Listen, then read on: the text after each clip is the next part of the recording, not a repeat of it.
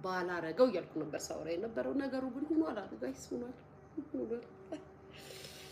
ሰው የሆነ ነገር ከሆነ ሮሮ የሆነ ነገር ነው የምንለቀው ሚዲያ ላይ ሮሮ የሆነ ነገር። መዝሙራችንም ሮሮ ነው። ሌላ ጊዜ እኮ እሰይ ነጋ የምትል ልጅ አሁን እኮ አንተ ያልከው ይሁን ማለት ጀመረች። እኔ በዚህ ምክንያት የጠረጠርኩት አንተ ያልከው ይሁን ማለት ጀመረች። እሰይ ነጋ ብላ ጠዋት ላይ እግዚአብሔርን የምታመሰግን ልጅ አንተ ያልከው ይሁን ብላ ነጠሏ ለብሳ ወደ ቤተክርስቲያን መሄድ ጀመረች። ሳይ መዝሙሯ ሁሉ ተቀየረብኝ። እንዲህ አልኩኝ ጋይስ፣ እቺ ልጅማ የሆነ ነገር ሆናለች አልኩኝ። እቺ ልጅ የሆነ ነገር ሆናለች። የሆነ ነገር ሳትሆን በኋላ ላይ ሳጣራ ጭራሽ የቤት እቃዋን ሁሉ ሽጣለች። አላላ እዚህ ደረጃ አስደረሳት። ምንድነው እዚህ ደረጃ ያስደረሳት? ምንድነው?